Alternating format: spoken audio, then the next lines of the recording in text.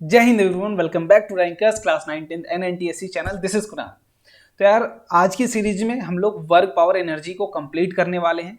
30 minute के अंदर इसको रिवाइज करने वाले हैं। ठीक है, इसके बाद इसी सेशन का, इसी टॉपिक का प्रैक्टिस सेशन भी होगा रात को 9 बजे। मेक श्योर आपको लिंक डिस्क्रिप्शन बॉक्स में मिल जाएगा, तो वहां से क्लास में भी इनरोल कर लो, ताकि कॉन्सेप्ट सीखने के बाद उसकी प्रैक्टिस भी अच्छे तरीके से होती रहे। बाकी आपकी जो पीडीएफ की लिंक है, मैं वो पूरी की पूरी आपको टेलीग्राम ग्रुप में दे दूंगा। आपको टेलीग्राम ग्रुप का लिंक अभी नीचे मिल जाएगा। तो एकदम परेशान नहीं होना, बस बढ़िया तरीके से 30 मिनट में आपको फुल चैप्टर का रिवीजन करना है। मैं फुल तरीके से कोशिश करूंगा कि आपको जितनी से ज्यादा चीजें बता पाऊं, जो मेन इंपॉर्टेंट फैक्टर्स हैं इस चैप्टर के, वो बता पाऊं और बताने की भी कोशिश करूंगा। क्लियर? तो आपका काम है सपोर्ट करना यार। वीडियो को लाइक जरूर किया करो, क्योंकि मेहनत लगती है 30 मिनट में। कितना कंटेंट कहाँ समय देना, वो थोड़ा सा समय लगता है। ठीक है, तो मेक श्योर थोड़ा सा सपोर्ट आप लोग किया करो। लाइक कमेंट जरूर किया करो। वीडियो कैसा लगा, होमवर्क जो भी मिले उसको कमेंट करके जरूर बताया करो। तो स्टार्ट करते हैं, हम ज्यादा समय वेस्ट नहीं करेंगे।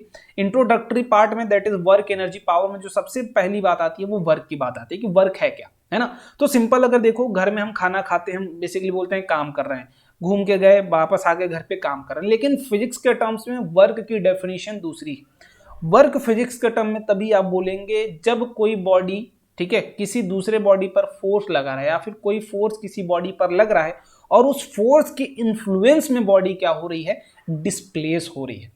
क्या हो रही है? डिस्प्लेस हो रही है। अपनी ऑब्जेक्ट, अपनी पोजीशन क्या कर रही है, चेंज कर रही है। Then you will say that कि देयर इज अ वर्क। ठीक है, वहां पर वर्क हुआ है।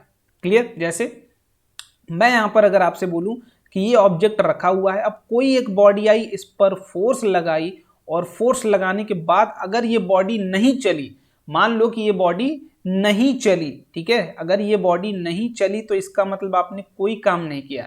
आप भले ही थक जाओ फोर्स लगाते लगाते, आपने कोई काम नहीं किया फिजिक्स के टर्म में।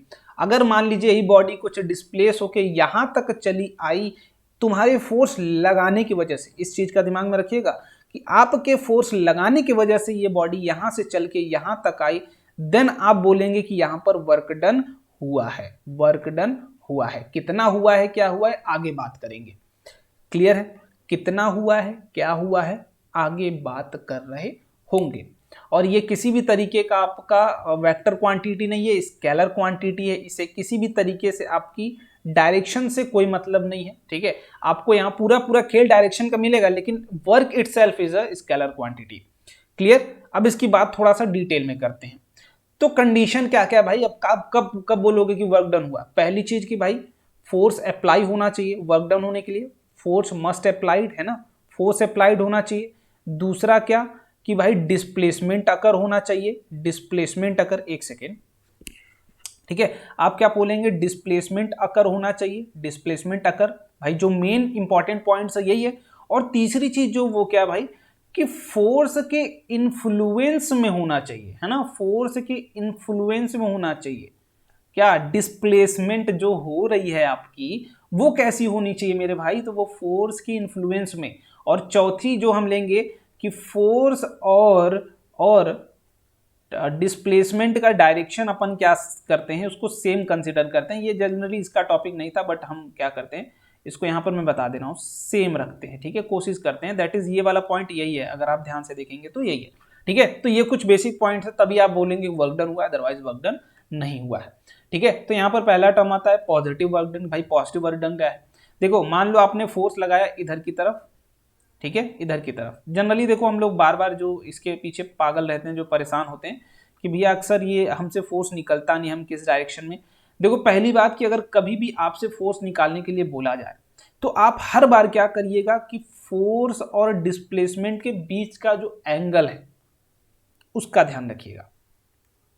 ठीक है, ये फोर्स है, ये क्या है आपकी, मान लो इधर फोर्स लगाया आपने, बॉडी डिस्प्लेस होके यहां पर आ गई, और बॉडी डिस्प्लेस कितना हुई है, ये।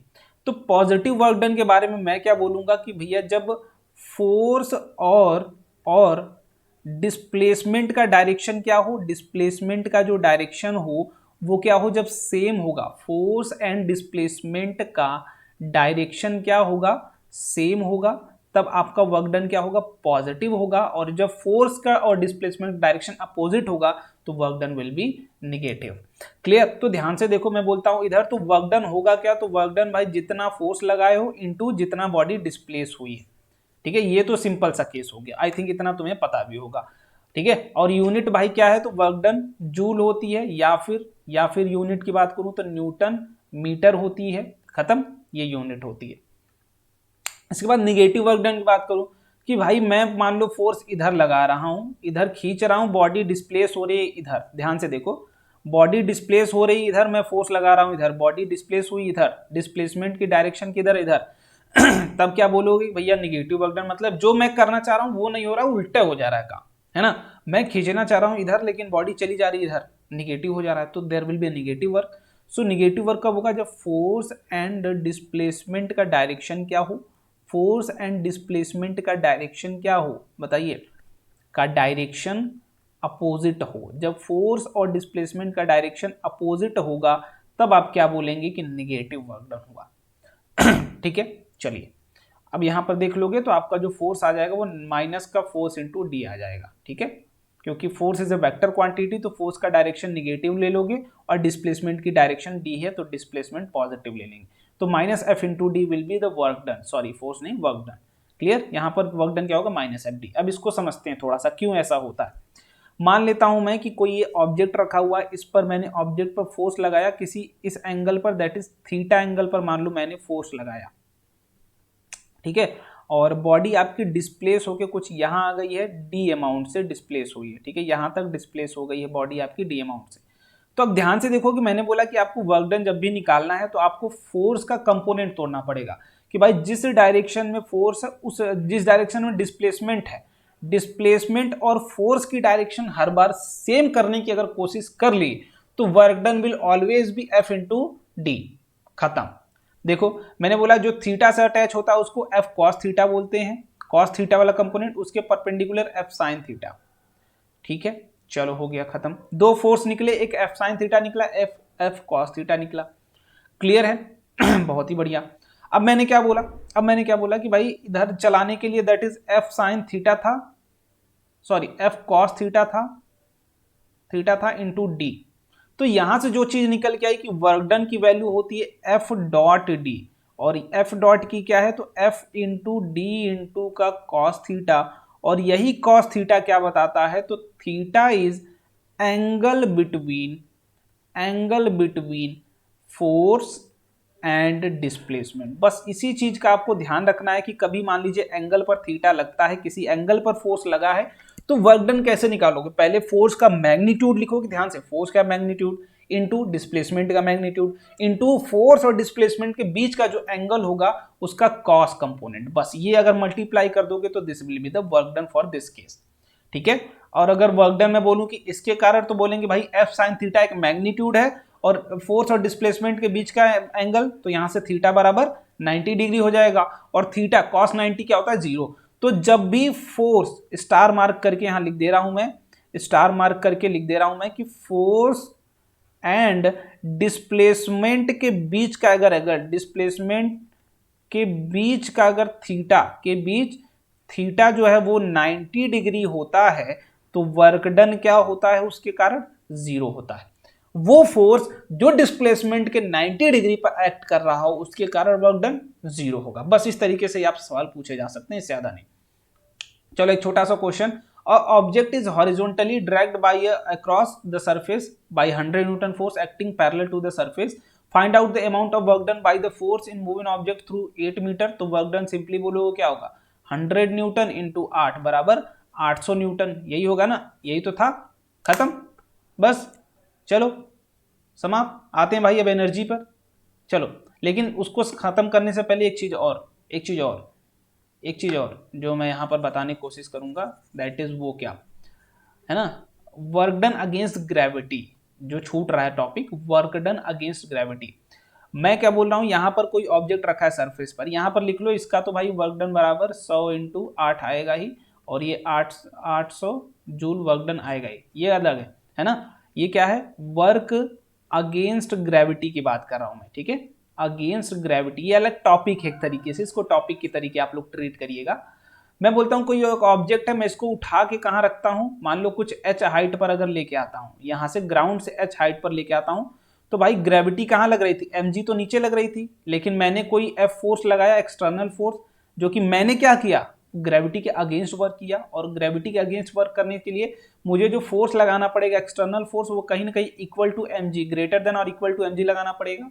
तो मैंने बोला कि F एक्सटर्नल फोर्स लगाया, बॉडी हमारी डिस्प्लेस हुई h, तो वर्क डन क्या होगा F external into h on which is equal to mass into gravity into का हाइट, और यही क्या होता है work done against gravity. What it means कि आपको ग्रेविटी में अगर वर्क करना है, मतलब किसी ऑब्जेक्ट को h हाइट तक उठा के ले जाना है, तो उसके लिए वर्क डन कितना करना पड़ेगा mg इंटू h करना पड़ेगा। बस इतनी बात क्लियर है। चलो व्हाट इज एनर्जी, हाँ एक स्प्रिंग वाला भी बता दे रहा हूँ, स्प्रिंग वाला भी बता दे रहा हूँ, स्प्रिंग वाला भी लिख लो कि दैट इज, कोई अगर स्प्रिंग है, मैं यहाँ पेज नहीं, आई थिंक हाँ लास्ट में होगा पेज, जस्ट 1 सेकेंड, लास्ट में होगा पेज, हाँ ठीक है। Work done in due to spring, ठीक है, वर्क डन इन स्प्रिंग है ना, work done to stretch a spring, stretch spring, क्योंकि ये आई थिंक बहुत ही इंपॉर्टेंट होता है और बहुत ही जरूरी होता है, आप लोग से पूछ लिया जाता है कभी कभी। देखो स्प्रिंग की एक खास बात होती है, पहली चीज कि उसके पास एक उसकी स्प्रिंग कांस्टेंट होता है भाई, कितना वो खींचेगा, पहली बात, ठीक है। मान लो ये इसको बनाने की जरूरत नहीं है, चलो मैंने मान लिया कि कोई F फोर्स मैंने लगाया इस पर, और ये स्प्रिंग क्या हो गई स्ट्रेच हो गई, दैट इज ये वाला भी लाइन मुझे उड़ाना पड़ेगा, ठीक है। ये वाली स्ट्रिंग, अब स्प्रिंग क्या हो गई स्ट्रेच हो गई बाई x अमाउंट, ठीक है, यहां तक थी, यहां से ये x अमाउंट क्या हो गई खिंच गई। तो पहली चीज दिमाग में रख लेना कि स्प्रिंग का कांस्टेंट होता है k, ये आपको क्वेश्चन में गिवन होगा स्प्रिंग कांस्टेंट। तो आपको कितना फोर्स लगाना पड़ेगा, तो that force will be equal to k times of x। समझ में आई बात कि ये फोर्स कितना लगाना पड़ेगा आपको, that will B k times of x। मतलब आपको अगर किसी स्प्रिंग को x डिस्टेंस से स्ट्रेच करना है, या फिर सेम x डिस्टेंस से अगर आप इसको कंप्रेस करना चाहते हैं, तभी भी आपको जो फोर्स अंदर की तरफ जो फोर्स लगाना पड़ेगा, ये वाली डिस्टेंस अगर x है अंदर की तरफ, तो सेम अमाउंट ऑफ फोर्स लगाना पड़ेगा खींचने के लिए और दबाने के लिए, which is equal to kx। Clear है दोस्त, चलिए क्लियर होगी, बहुत बढ़िया, ठीक है। तो अब पता है भाई कि हमें kx हो गया, दैट इज फोर्स है ना, डिस्प्लेसमेंट के लिए क्या, तो वर्क डन जो स्प्रिंग के कारण होता है वो हाफ इंटू kx स्क्वायर होता है, इसका प्रूफ कभी हम लोग करेंगे, ठीक है। Work done due to spring अगर आप स्ट्रेच करते हैं, फोर्स की वैल्यू ये होगी, लेकिन वर्क डन की जो वैल्यू होगी वो क्या होगी हाफ इंटू kx स्क्वायर होगी। क्यों होगी इसके ऊपर बात कर लेंगे, ठीक है। चलो अब आगे आते हैं ऊपर, एनर्जी की बात करते हैं। व्हाट इज एनर्जी, एनर्जी की बात करते हैं बेटा कि व्हाट इज एनर्जी। तो एनर्जी की बात करिए, एनर्जी को जस्ट सिंपली डिफाइन करिए, energy is ability to perform work, ठीक है, energy is ability to perform work. energy can neither be created nor can be destroyed, it can be only transferable from the one form to another form।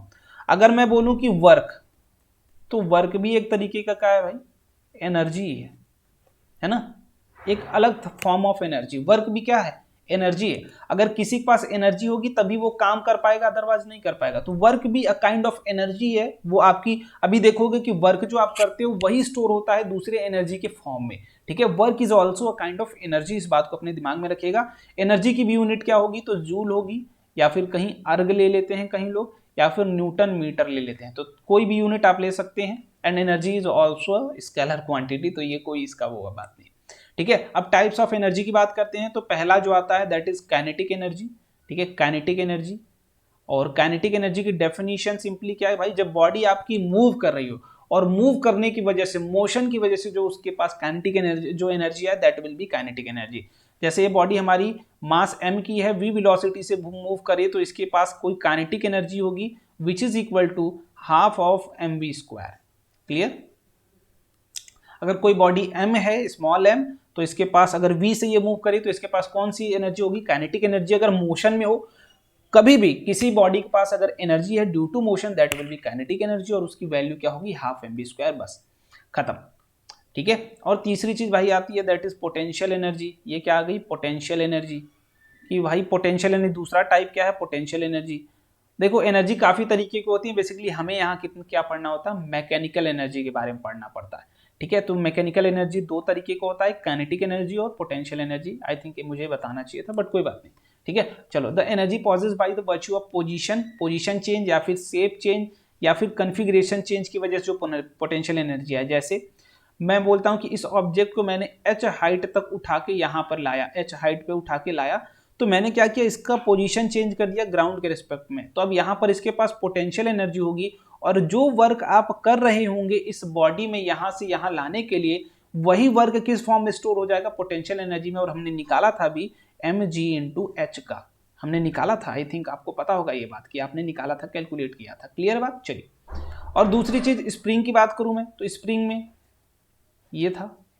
अगर मैं बात करूं कि कितना work आप करते हैं स्प्रिंग को कॉम्प्रेस या फिर खींचने में, तो वर्क होता था हाफ ऑफ kx², और यही होता है पोटेंशियल एनर्जी ऑफ स्प्रिंग, कि भाई इसको कंप्रेस और स्ट्रेच कर रहे हो तो इसका कॉन्फ़िगरेशन चेंज कर रहे हो, तो जो कॉन्फ़िगरेशन चेंज होने की वजह से उसके पास एनर्जी आए। अब कि भैया एनर्जिक फील है, देखो मान लो स्प्रिंग को तुमने क्या किया, स्ट्रेच किया, अब जैसे ही छोड़ोगे तुरंत झटका देगा ना, मतलब इसके अंदर एनर्जी स्टोर है, ये वर्क करने की कैपेबिलिटी है इसके अंदर। तो वर्क आया कैसे, हमने इसके ऊपर फोर्स लगाया, हमने वर्क किया, इसके ऊपर काम किया, हमने एनर्जी ले गया पूरा का पूरा स्प्रिंग। समझ में आई बात। चलो, तो elastic energy that is elastic potential energy which is half kx² इसे बोलते हैं। और ग्रेविटेशनल पोटेंशियल एनर्जी, जिसे h हाइट पर, अगर आपसे ग्राउंड से h हाइट पर पोटेंशियल एनर्जी पूछ दिया जाए, that will B m/g/h। Clear. चलिए, आई थिंक ये बात इतनी आपको अभी तक के लिए पूरी की पूरी क्लियर हो गई होगी कि भाई ग्रेविटेशनल पोटेंशियल एनर्जी क्या होगा और वो क्या होगा। अब यहाँ पर एक चीज जो आता है दैट इज आपसे पूछ लिया जाता है मोमेंटम और काइनेटिक एनर्जी के बीच का रिलेशन। तो relation between momentum and kinetic energy, तो ध्यान से देखो क्या है, ध्यान से देखो। मैंने बोला कि P बराबर mv होता था, और काइनेटिक एनर्जी K मैं मान लेता हूं K बराबर क्या होता था, that is half into m/v का स्क्वायर। तो मैं क्या कोशिश करता हूं भाई, किसी एक को मॉडिपुलेट कर लूं, तो मैं बोलता हूं यहाँ m से मल्टीप्लाई कर लो, m से डिवाइड कर लो। तो ध्यान से देखोगे तो काइनेटिक एनर्जी हाफ, नीचे 2m बचेगा, ऊपर क्या बचेगा m²v² which is equal to half 2m नीचे आया m/v का होल स्क्वायर, और यही mv हमने क्या पढ़ा था, यहाँ p पढ़ा था। तो basically kinetic energy is equal to p²/2m होता है पहला रिलेशन, या फिर p बराबर √2mk, ये भी होता है दूसरा relation, where k is the kinetic energy. Clear. चलिए आगे बढ़ते हैं। एनर्जी कंजर्वेशन कहने का क्या मतलब है कि भाई अगर कभी एक्सटर्नल फोर्स की इन्वॉल्वमेंट नहीं है, external force is equal to 0, कोई एक्सटर्नल फोर्स किसी भी सिस्टम के द्वारा नहीं लगा। जैसे मैं अगर ग्राउंड से बोलूं, तो ग्राउंड से किसी ऑब्जेक्ट को मैं फोर्स लगाता हूं यहाँ से, दैट इज इसको उठाता हूं, उठा के अगर इस ऑब्जेक्ट को इस पॉइंट तक लेके गया, ठीक है, h हाइट तक लेके गया, तो यहाँ किसी भी तरीके का हम एयर रेजिस्टेंस वगैरह कुछ भी नहीं मान रहे हैं, ठीक है। हम क्या मान रहे हैं, जो सिस्टम में काम हो रहा है वही हो रहा है, ठीक है। तो एनर्जी कंजर्वेशन क्या कहता है, अगर कोई बाहरी रुकावट नहीं आई है, कंजर्व क्वांटिटी, कोई बाहरी रुकावट नहीं आई है, तो हमें क्या होता है, कंजर्वेशन, दैट इज हमारी जो एनर्जी होगी वो टोटली कंजर्व होगी। और वो किन किन बातों पर डिपेंड करती है, तो वो इनिशियल पॉइंट पर डिपेंड करती है और फाइनल पॉइंट पर डिपेंड करती है। क्लियर। उसे पाथ से मतलब नहीं है कि आप इसको इधर घुमा के इधर घुमा के इधर घुमा के इधर घुमा के इधर घुमा के ले गए, उससे उसे मतलब नहीं, उसे सिर्फ मतलब है किससे, initial point and final point से। कोई भी कंजर्व क्वांटिटी की बात मैं करूं अगर आपसे कि दिस क्वांटिटी इज कंजर्व, तो व्हाट इट मींस कि वो सिंपली इनिशियल और फाइनल पाथ पर डिपेंडेंट है। समझे बात, इनिशियल एंड फाइनल पोजीशन पर, मतलब पाथ इंडिपेंडेंट क्वांटिटी है वो। तो एनर्जी कंजर्वेशन क्या कहता है कि जो टोटल एनर्जी इनिशियली होगी उतनी ही टोटल एनर्जी फाइनल होगी। क्यों ऐसा बोला आपने, टोटल मैकेनिकल एनर्जी लिख लो, मैकेनिकल एनर्जी, ठीक है। टोटल मैकेनिकल एनर्जी जो होगी इनिशियली उतनी फाइनल, क्योंकि भाई एनर्जी जितना तुम स्टार्टिंग में होगा उतना ही फाइनल में है ना, भले वो एक फॉर्म से दूसरे फॉर्म में ट्रांसफर हो सकता है, वो अलग केस, लेकिन टोटल एनर्जी तो कांस्टेंट होनी चाहिए। तो वही केस यहां पर भी होगा, वही केस बनेगा, दैट इज टोटल एनर्जी हमने पढ़ा था दो ही तरीके की, kinetic energy plus potential energy जो इनिशियली होगी, same amount of kinetic energy plus potential energy final भी होना चाहिए। तो ये है आपका एनर्जी कंजर्वेशन। जब भी किसी तरीके का एक्सटर्नल फोर्स, कोई रुकावट ना आए, तो आप एनर्जी कंजर्वेशन का यूज कर सकते हैं। इसके एग्जांपल के लिए मैंने दुकान वाला एग्जांपल आपको दिखाया हुआ है कि अगर दुकान से मैं बोलूं कि आपने चीनी खरीदा, अगर 1 केजी अगर आपने चीनी खरीदा है, तो आप अगर घर जाएंगे तो वो भी 1 केजी ही रहेगा। अदरवाइज अगर आप बीच में कुछ खाना इसको खा पी नहीं लेते हैं तब तक, तो वो सेम ही रहेगा, 1 केजी का 1 केजी ही रहेगा दुकान से और घर के बीच में, क्योंकि कंजर्व क्वांटिटी है वो, क्योंकि सेम है ना। वो अमाउंट पर डिपेंड कर रही है, वेट पर डिपेंड करी कि आपने इनिशियल पोजीशन पर वेट लिया और फिर फाइनल पोजीशन पर लिया। तो किसी भी क्वांटिटी के बीच में अगर नाम के आगे कंजर्व लग जाए तो इसका मतलब वो इनिशियल और फाइनल पॉइंट पर ही डिपेंडेंट है, उसको बीच के रास्ते से कोई मतलब नहीं है। तो this is the energy conservation. अब अगली चीज आ गई work power energy, work energy theorem. तो वर्क एनर्जी थ्योरम क्या कहती है भाई, वर्क और एनर्जी के बीच का रिलेशन बताती है। ठीक है, तो ये क्या बोलती है वर्क कि work done bye all the forces, all forces is equal to change in kinetic energy. बस ये हमारा बोलता है। और ये सबसे इंपॉर्टेंट दो फैक्टर है, पहला एनर्जी कंजर्वेशन, दूसरा वर्क एनर्जी थ्योरम। ये समझो पूरे के पूरे फिजिक्स का बाप है। आप 11th में जाओगे, 12th में जाओगे, 10th में जाओगे, कहीं भी जाओगे, ये चीज आपको मिलती है, आप यूज कर सकते हो इसका बहुत ही इजीएस्ट वे में किसी भी क्वेश्चन को सॉल्व करने के लिए। So make sure do that, है ना। तो मैं बोलता हूं कि work done by all forces बराबर चेंज इन काइनेटिक एनर्जी, मतलब kinetic energy final minus kinetic energy initial बराबर work done by all forces. बस ये जितने भी फोर्स लग रहे होंगे उनका मेन मोटो क्या होगा, उसकी काइनेटिक एनर्जी में चेंज लाना। ऑब्वियस सी बात है कि कोई बॉडी है भाई, इस पर मैं अगर फोर्स लगा रहा हूं, ये वर्क हो रही है, तो ये यहां से यहां जाएगी तो इसकी स्पीड में चेंज आएगा, क्योंकि फोर्स लगा है तो एक्सेलरेशन होगा। तो जो पूरी की पूरी स्पीड चेंज हो रही है वो क्या कर रहे हैं कि इस मोशन में लाने की कोशिश हो रही है, तो बेसिकली काइनेटिक एनर्जी लाने की कोशिश हो रही है ना। तो work done by all the forces will be equal to change in kinetic energy. Clear बात, ये बहुत ही सिंपल और बहुत ही मजेदार थ्योरम है बेटा। ठीक है, वर्क एनर्जी थ्योरम क्या करती है, वर्क और एनर्जी के बीच का रिलेशन बताती है। क्लियर है, बस चलो बहुत ही बढ़िया। अब जैसे मैं यहां पर बोलूं कि work done by external force हो गया, plus work done by friction हो गया, plus work done by air हो गया, तो इस तरीके से आप सारे वर्क डन सबकी अलग अलग क्वांटिटीज अगर होंगी तो जोड़ के बस उसका क्या कर दोगे आप, चेंज इन काइनेटिक एनर्जी के बराबर। तो ये work done by all the forces कहने का ये मतलब है, external force, work done by friction, work done by air friction, या फिर वर्क डन बाय ग्रेविटी लिख लो। तो सब कुछ ऐड करके किसके बराबर करोगे आप, चेंज इन काइनेटिक एनर्जी, जब भी आपसे क्वेश्चन इस तरीके का पूछा जाएगा। बाकी प्रैक्टिस सेशन में भर भर के इस तरीके के क्वेश्चन मैं करवा रहा हूँ। अब आते हैं पावर। पावर क्या है, we can define a power as a rate of doing work.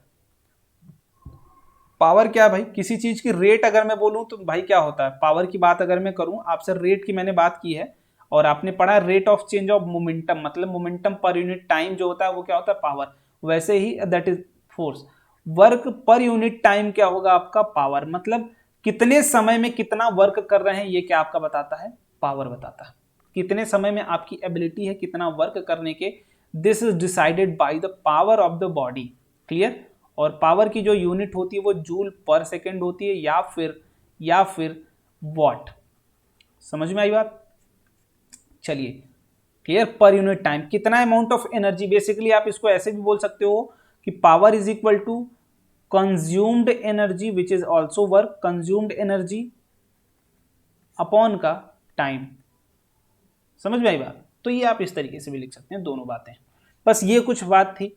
और पावर में आई थिंक इस तरीके से कोई क्वेश्चन पूछा भी नहीं जाता। हाँ, एक और फॉर्मूला जो पावर के लिए आता है, पावर के लिए मैंने बोला कि आपका वर्क पर यूनिट टाइम है ना, तो वर्क को मैं लिख सकता हूँ force into displacement D upon का टाइम, और डी बाई वी क्या होता है, दैट इज वेलोसिटी। तो power can be equal to force into velocity. तो this can be also happen, है ना। और इसकी यहां से यूनिट देखोगे तो न्यूटन मीटर पर सेकेंड। ठीक है, और ये सारी वेक्टर क्वांटिटीज हैं, इसमें किसी भी तरीके का कोई डायरेक्शन से डिपेंडेंसी नहीं है। क्लियर है, और कुछ आई थिंक अब नहीं बचा। अब थोड़ा सा मैं थोड़ी चीजें समझा के कुछ होमवर्क दे देता हूं आपको। ठीक है, लेकिन यहाँ पर कॉमर्शियल यूनिट ऑफ पावर हम ले लेते हैं। ठीक है, commercial unit of power, that is I think पूछ भी लिया जाता है आप लोगों से, कॉमर्शियल यूनिट ऑफ पावर। ठीक है, मतलब जो घर में आप बिजली यूज करते हैं उसके लिए कॉमर्शियल यूनिट क्या यूज करते हैं, तो उसके लिए जो कॉमर्शियल यूनिट यहाँ पर यूज करते हैं वो क्या होता है, किलोवाट आवर। मतलब कितना किलोवाट एनर्जी के लिए, सॉरी पावर के लिए नहीं, एनर्जी है ना, एनर्जी कि कितना एनर्जी आप यूज करते हो, कॉमर्शियल यूनिट ऑफ एनर्जी कि कितना एनर्जी आपने यूज किया, तो उसके लिए किलोवाट आवर यूज करते हैं हम। ठीक है, मतलब पावर इनटू टाइम, और टाइम क्या होगा, energy consumption, time in hour होगा। ठीक है, और पावर किस में होगा, दैट इज किलोवाट। ठीक है, पावर किस में लेना आपको, किलोवाट। समझ में आई बात। जैसे अगर ध्यान से देखो तो घर पे बोला जाता है कि भाई अगर 1 किलोवाट आवर आपने बराबर 1 यूनिट, मतलब 1 यूनिट बिजली आपने खर्च की है तो पर यूनिट के हिसाब से 3 रुपीज आपको देना है। मतलब 1 किलोवाट पावर कंज्यूम करते हैं आप 1 घंटे में, तब आप क्या बोलेंगे कि 3 रुपए आपको देना पड़ेगा, मतलब बराबर 1 यूनिट देना पड़ता है। तो ये कॉमर्शियल यूनिट है। समझ में आई बात? इतना एनर्जी अगर आप लेते हैं तो आपको 3 रुपए या फिर 8 रुपए, बेसिकली अभी तो 8 रुपए आई थिंक चल रहा होगा, तो 8 रुपए आपको देने पड़ते हैं। तो this is all about the ये, है ना। अब चलो एक क्वेश्चन मैं पूछ लेता हूँ। हाँ, दैट इज ये मान लीजिए आपकी बॉडी है, ठीक है, ये h हाइट आपकी, ये h है, ठीक है, और मान लीजिए नीचे से मैं h/2 हाइट पर आपसे यहाँ से मैं क्या कर रहा हूँ, ड्रॉप कर रहा हूँ, ठीक है, किसी बॉडी को ड्रॉप कर रहा हूँ। तो h हाइट पर इसकी वेलोसिटी क्या होगी, find velocity at h/2 height from ground. Just do let me in the comment box. Clear?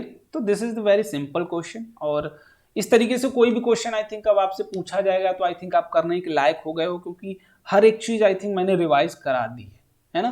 किसी भी तरीके का कोई टर्म अगर रह जाएगा तो we will clear in the section that is practice section, ठीक है, प्रैक्टिस सेशन, और उसमें आई थिंक मैं थोड़ा सा समय आपका ले लूंगा, ठीक है। प्रैक्टिस सेशन कहाँ, लिंक आपको मिल जाएगा डिस्क्रिप्शन बॉक्स में, लिंक इज डिस्क्रिप्शन बॉक्स, तो मेक श्योर कि वहां से उसका यूज करिए और बढ़िया तरीके से प्रैक्टिस सेशन करिए at 9 PM विथ मी, और बढ़िया तरीके क्वेश्चंस, आई नो कि कुछ कॉन्सेप्ट जरूर छूटेंगे यहाँ, और वो जब प्रॉब्लम सॉल्व करोगे तो वो वहाँ पर नए कॉन्सेप्ट की तरीके आएंगे। तो हम प्रॉब्लम जब करेंगे तो बचे खुचे कॉन्सेप्ट वहाँ से सीखने की कोशिश करेंगे। क्लियर? और मेजर में देखो बोल देना हूँ मैं कि आपसे वर्क एनर्जी थ्योरम के बारे में ही बात किया जाएगा। वर्क एनर्जी थ्योरम ये देखने में बहुत ही छोटा लग रहा है, लेकिन इसके एप्लीकेशंस बहुत ही बड़े हैं। दूसरी चीज है एनर्जी कंजर्वेशन, जो पूरे चैप्टर की जान है, ठीक है, पूरे चैप्टर की जान है। बस यही दो चीज मैं बोलूंगा। और स्प्रिंग के बारे में मैंने बताया था कि स्प्रिंग पोटेंशियल एनर्जी क्या होती है, हाफ के एक्स स्क्वायर। स्प्रिंग को अगर एक्स अमाउंट से कंप्रेस या फिर एक्सटेंड करना है, ठीक है, तो आपका उसके लिए फोर्स कितना लगाना होता है, के एक्स। बस हो गई बात, इतनी बातें थी, आई थिंक इतनी बातें मुझे आपसे करनी थी, बस। क्लियर? तो मिलते हैं बेटा अगले सेशन में, दैट इज प्रैक्टिस सेशन में, बढ़िया तरीके से। आई होप आपको सारी चीजें समझ में आ गई होंगी। तो कमेंट बॉक्स में जरूर बताइएगा कि कैसा लगा वीडियो, क्या इंप्रूवमेंट की जरूरत है और क्या क्या चीजें करनी है, ठीक है। बाकी इसी तरीके से हम लोग सारे चैप्टर्स का रिवीजन कर लेंगे धीरे धीरे। बस ये कंटिन्यूटी नहीं टूटनी चाहिए आपकी और मेरी, और अच्छी लगी वीडियो जरूर लाइक करना है, because that will motivate me to work harder, है ना। जितना लाइक्स आएंगे उतने आपके मोटिवेशन बढ़ते हैं, तो प्लीज डू दैट। और लिंक आपको डिस्क्रिप्शन बॉक्स में मिल जाएगा प्रैक्टिस सेशन का। तो मिलते हैं प्रैक्टिस सेशन में, बाय बाय।